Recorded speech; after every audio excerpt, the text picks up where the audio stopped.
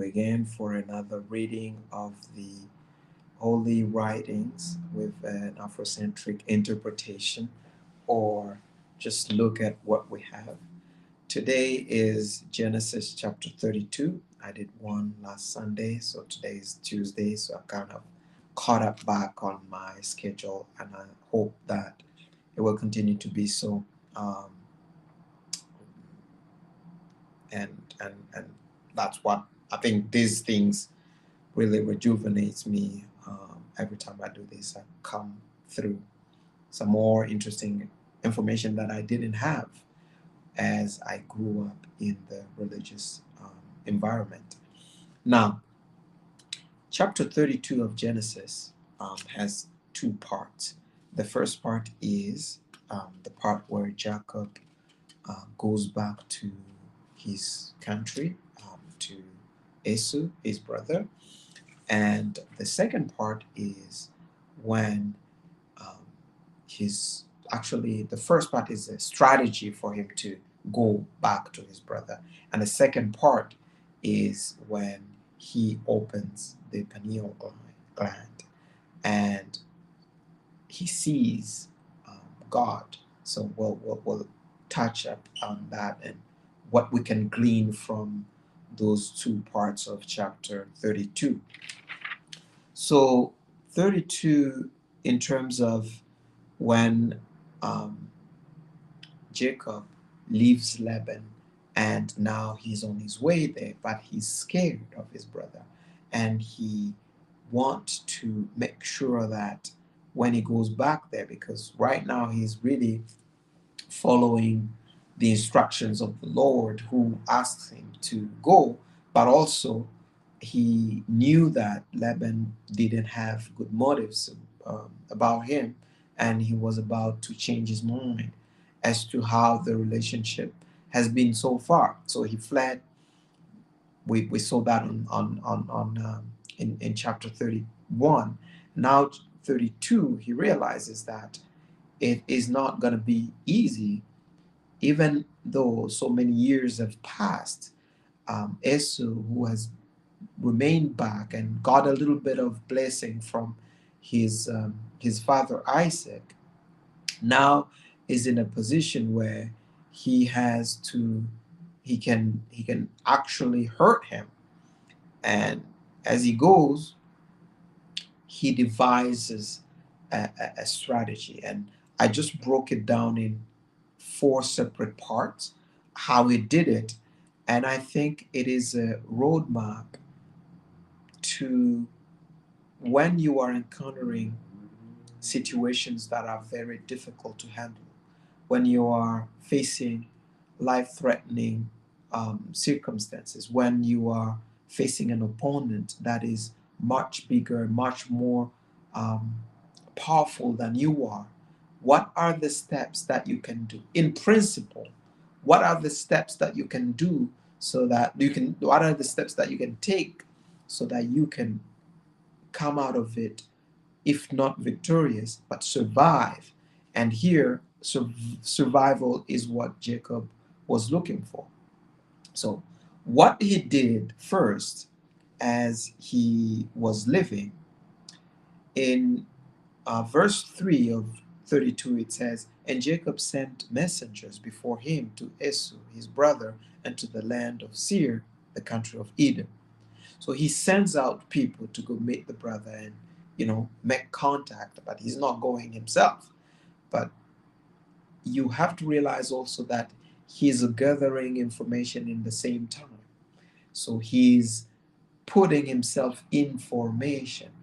So you have to be in a position where you have enough information to help you make the right or the best decision given the circumstance. And when these um, messengers came back, they just tell him that um, his brother is really, really powerful. He came to them and he was actually meeting them, and he has with him more than 400 people with all the stuff that they're coming with. So that is information that he gets, and that gets beneficial to him because now he can plan.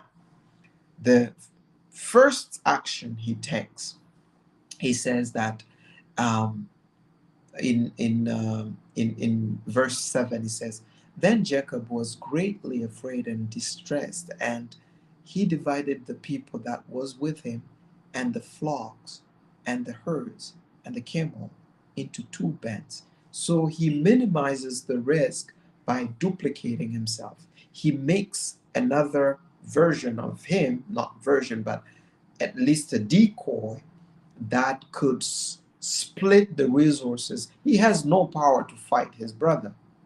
But by doing so, either the brother gets lost or the brother reduces the amount of strength that he will be directing towards him. So that's the first thing that he does. He reduces that risk by shrinking his size, becoming more nimble, but also creating a decoy that his brother will use to reduce his own strength. So that's number one, what he does. And then what he did again, and he said, and Esau, and he said, if Esau come to the one company and smite me, another company, it will let, so he minimizes that. Now, what he did now, he prayed, right? He has already taken that step to reduce his strength. And in verse 9, he says, and Jacob said, O God, O Father of Abraham, and God of my father Isaac, and the Lord which is to me sent me all that. I'm not worthy of the least of all the mercies and all the truths which thou hast shewed unto thy servant. Deliver me, I pray thee, from the hand of my brother and from the hand of Esau, for I fear him, lest he will come and smite me and the mother and with the children.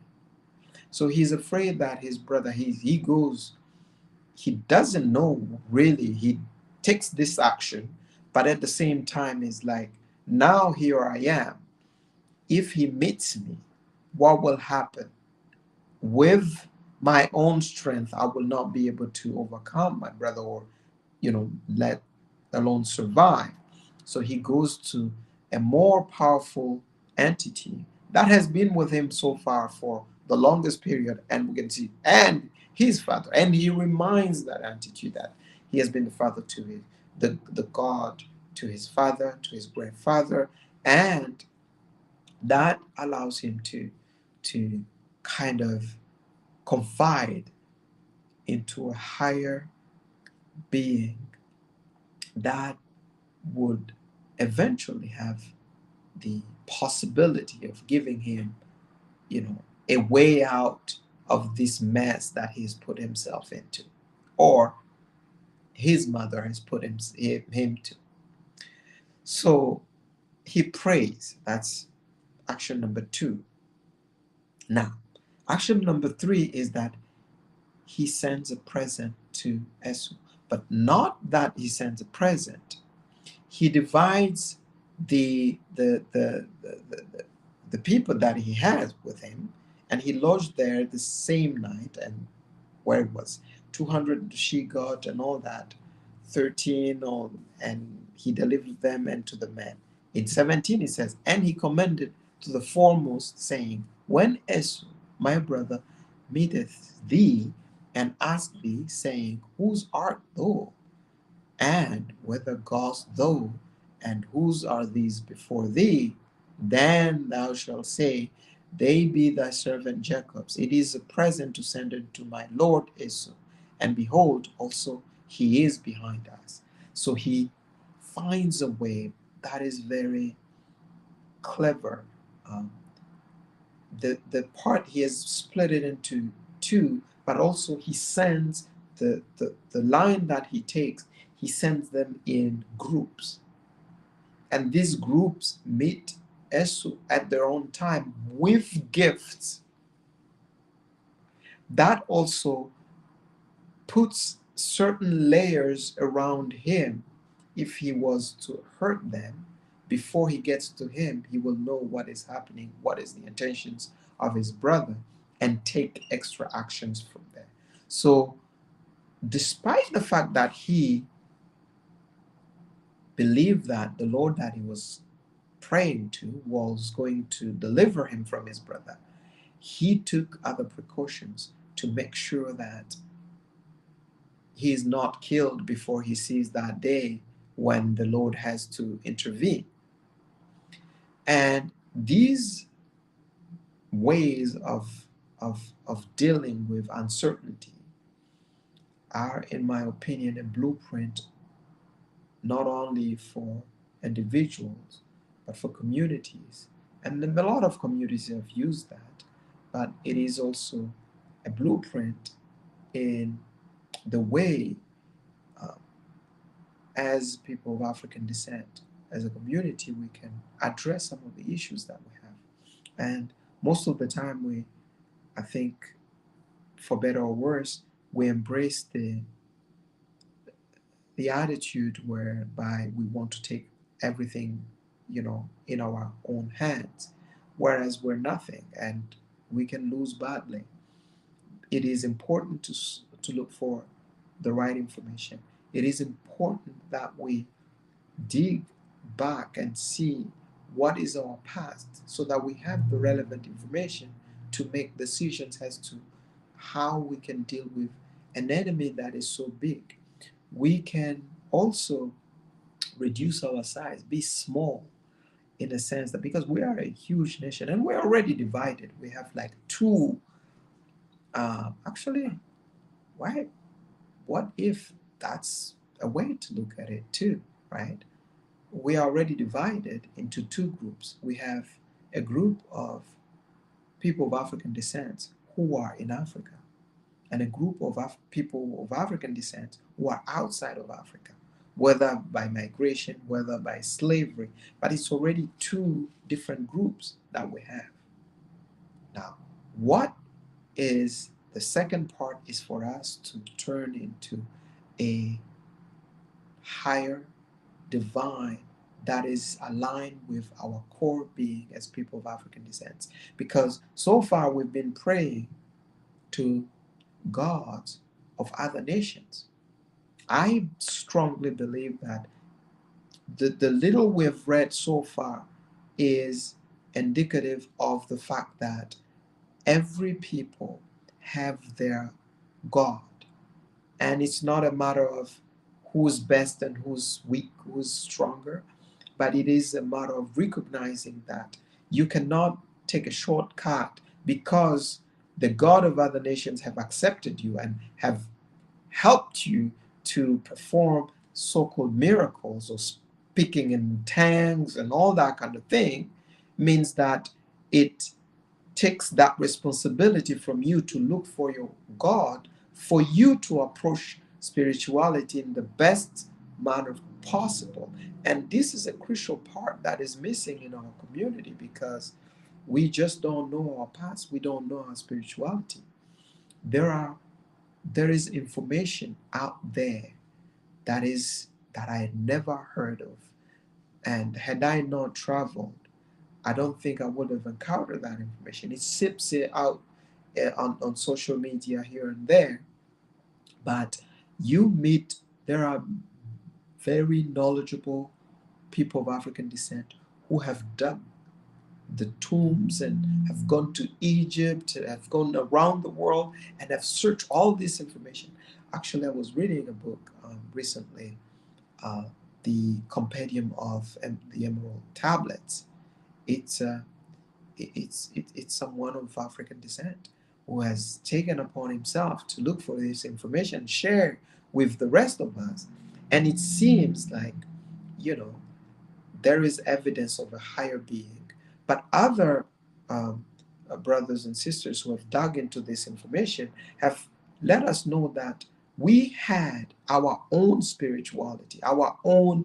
Um, it was not religion because it seems like all of them just sprung from there, but we don't know which collective higher power that we can go collectively to pour our hearts to. Unfortunately, we pour our hearts to a god or gods who are from other nation, of other nations, and that's why we're not getting the right response to push back on the evil that is lurking above our continent, above our being as people of African descent. Now, that is the part that I think when we figure out, it will go a long way. Now, a strategy now to meeting that threat, whether it's in different layers, I think it has already started. Many of our, heroes and sheroes have passed away, have gathered information for us as a feedback for us to say, okay, this is what is happening. Yes, we get weaker and weaker as it approaches us, because I believe that, Africa and people of African descent used to generate people of stature, like the Luther King, the Lumumba, the Kwame Nkrumah, the Malcolm X, the Mosiah Garvey. It is just a plethora of great, great, great, great spirits. And even in our time, we see a lot of these uh, pioneers, you know, gathering this information. Unfortunately, it is not getting to most of us because it is in a foreign language. Most of it is in English.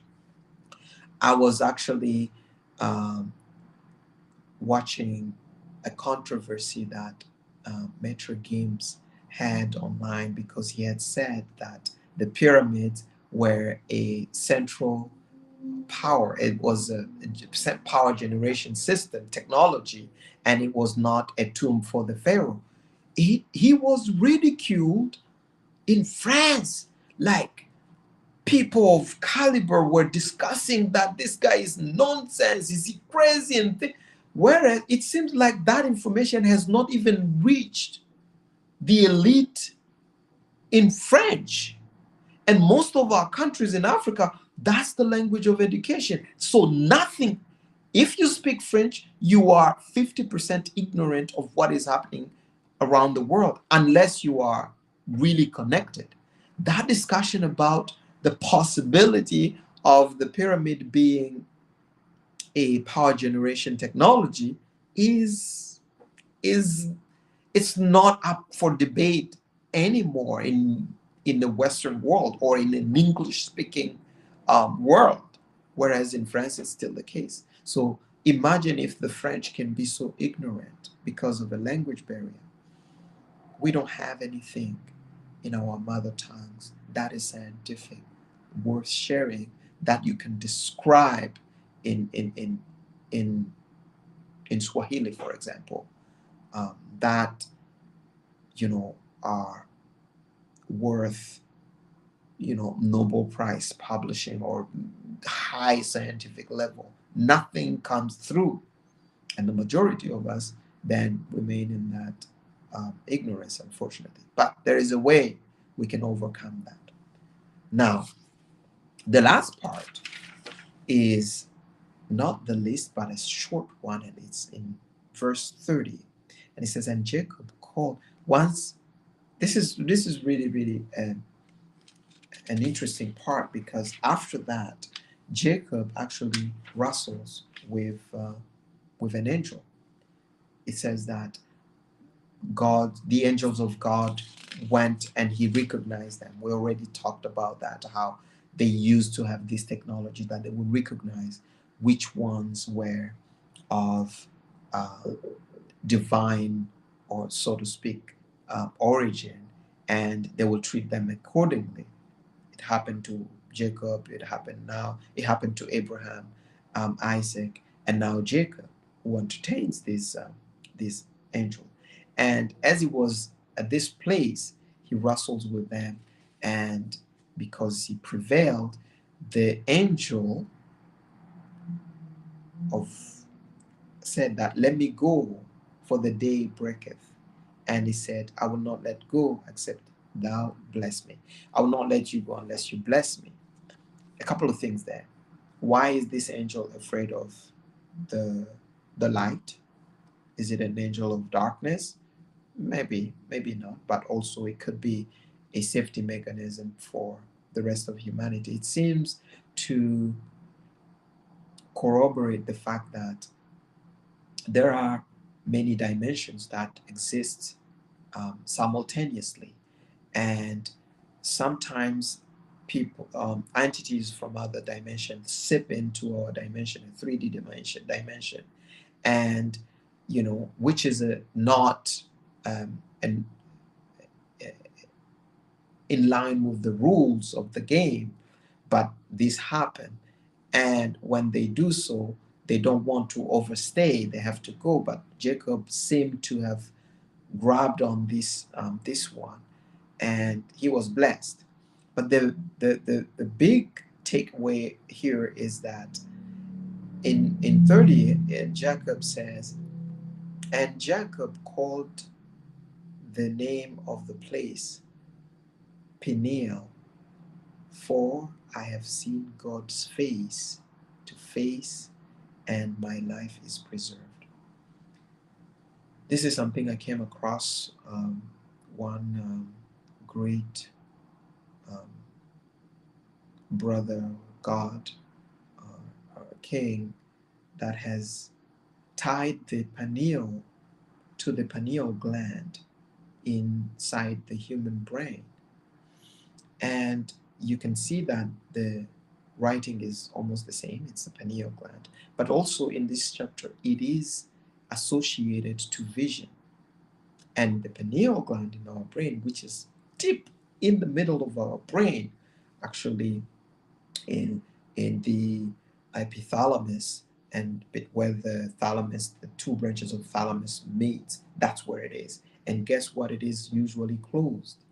It is called the third eye. So there was a wave, and remember that around before Jacob actually saw a ladder and was able to see divine realms. So he sipped into that dimension, and here again he was able to open his third eye and saw God. And this is another technology that we have lost, especially us as people of African descent. It is very difficult unless you detach yourself from the um, the insistence of looking into other nations, other people's gods. It is very difficult to open that third eye for ourselves so that we can see our God. It's not something that is up for debate. This is what happened to Jacob. But unfortunately, when we equate this to ourselves, we transpose, we project ourselves seeing other people's gods as described by the many translations, whereas it is a totally different thing for us. I believe it is a different thing for us, and it is worth exploring what is that difference in. And that's what I have for chapter 32. So two things: a strategy to addressing challenges that are overwhelming, but also the key to opening our pineal gland is a very spiritual journey that I think most of people of African descent are able and capable of accessing with the right mindset, um, the right heart conditions. And personally, I hope I will be able to achieve that. and we'll see how it goes. That's the journey, and I'm excited about it. So thank you very much.